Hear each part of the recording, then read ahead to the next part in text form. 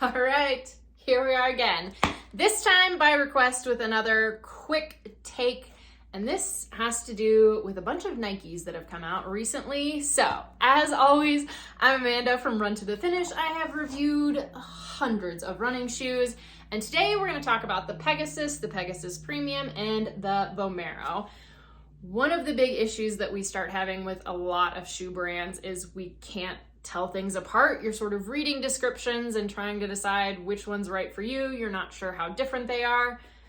These actually are fairly significantly different. It is going to be a little weird for some of us for a while that Nike is coming up with basically 3 categories. So in their Pegasus line, you'll have their icon model. Right now it's the 41. You'll have the plus and then the premium. In the Vomero line, this will be the icon, then there will be a plus, then there will be a premium. I don't know. I think it's going to remain confusing. So, big question for a lot of you, Pegasus versus Vomero, but particularly once we start getting into the premium, which as you can see has all the AirPods. So, the Vomero is meant to be a max cushion shoe. It feels like a max cushion shoe.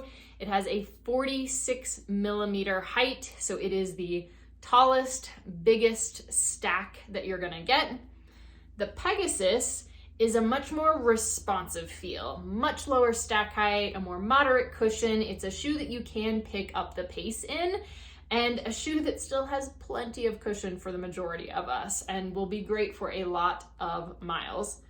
Now, the premium is more cushion than the regular Pegasus, but it does not feel like a max cushion shoe. So it doesn't have quite as much stack height, but it has more weight than the Vomero, which is confusing because this should be the faster shoe.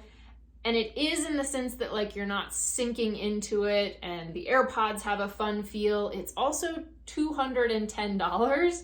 So for me, I don't know if I would spend $210 on this compared to having a great trainer and like an actual race day kind of shoe.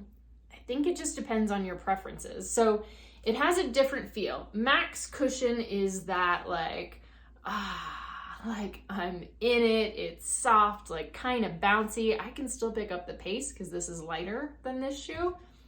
The AirPods give it a little different feel, and there's significantly less cushion in the forefoot.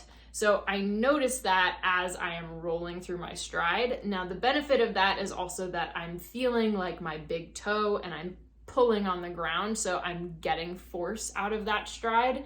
But it's not a like big cushy plush kind of ride considering the stack height and the foam and the AirPods.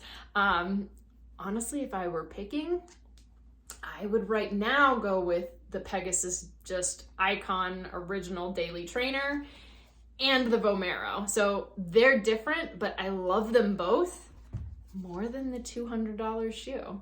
That's probably not what I'm supposed to say as someone who reviews shoes, makes money if you decide to buy them, and also wants Nike to keep sending her shoes. But I hope that helps give you kind of a glimpse as to what the difference is in them. They're all 10 millimeter drop. Let me know if you have more questions or if there are other shoes that you'd like to see a breakdown on. You can always drop a note below.